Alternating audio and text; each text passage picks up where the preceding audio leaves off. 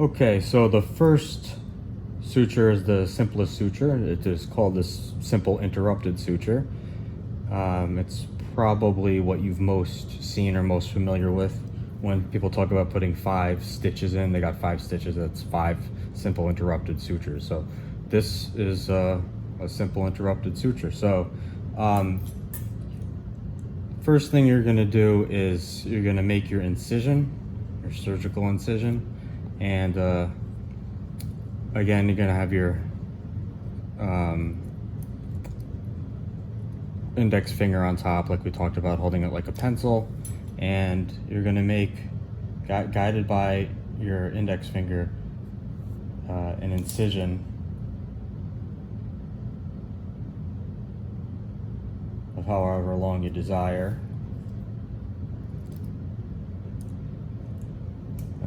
That's all you need the scalpel for. It's just for entrance there. And now the two tools that we're going to be working with is needle driver with the needle and thread already on it.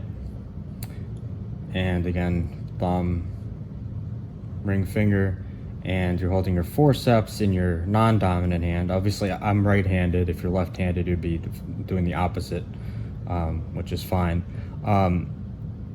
And you're gonna be using these teeth at the edge of the forceps to grasp the skin on one edge. And if you look here, when I'm entering, right, I'm gonna turn it back here. When I'm entering, I wanna, see, I'm kind of bringing my wrist back because all the motion is in the wrist, and you should not be having to put any force into this. I mean, a little bit of force, but it should be an easy movement. You shouldn't be feeling like you're using excessive force. If you bend the needle, you'll definitely have to use excessive force, and that's a common error that people who are new to this use. So you really go with the motion of the shape of the needle and just follow that motion, because that swivel of the wrist does everything. And so you're gonna enter, and I'm just gonna turn this slightly this way. You're gonna enter the skin here,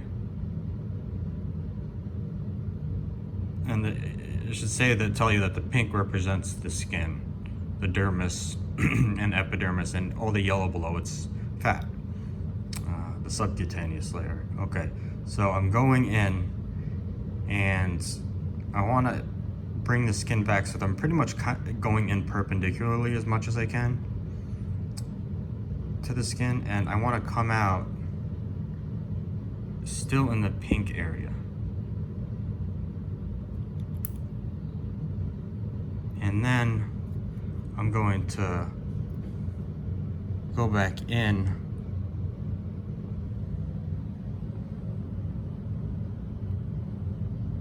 on the other side where the pink is, and then just continue that motion. And now that's what I've done.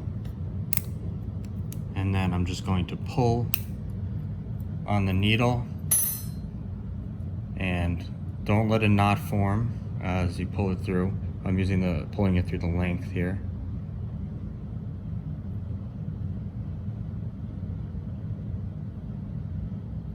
And you can discharge the needle. I'm gonna just pull it through. Just be careful with it. And then you can pull it through till there's about, a decent, let's go with about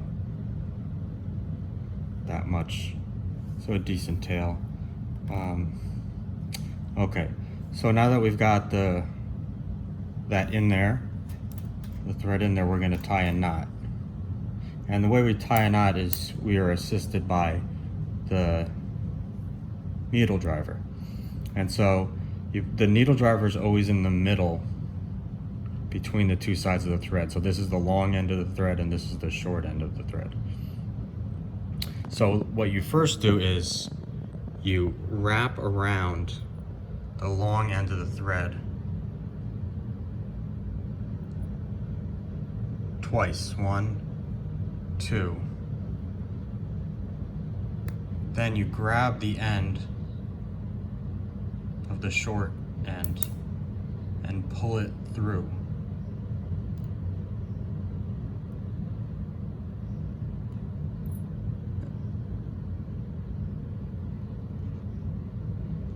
Okay, and now when you saw when I pulled it through, the short end, I pulled to the other side. So now the short end is on the left. And so you're gonna keep alternating which side has the long end on it and which side has the short end.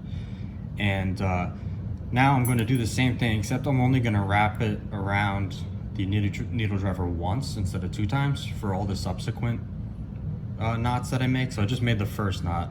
I'm gonna go for a total of 4 knots. So here's my second knot. Again, I put the needle driver in the middle. I wrap the long end around once, and then I grab the short end.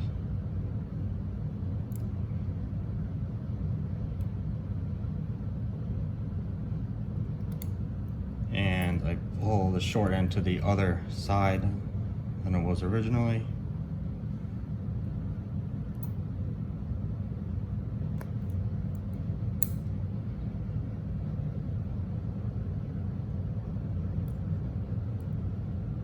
And then I'm going to continue to repeat just one wrap.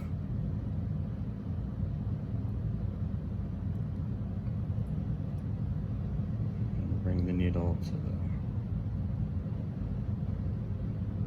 the short end to the other side, and then I'm going to do one more knot.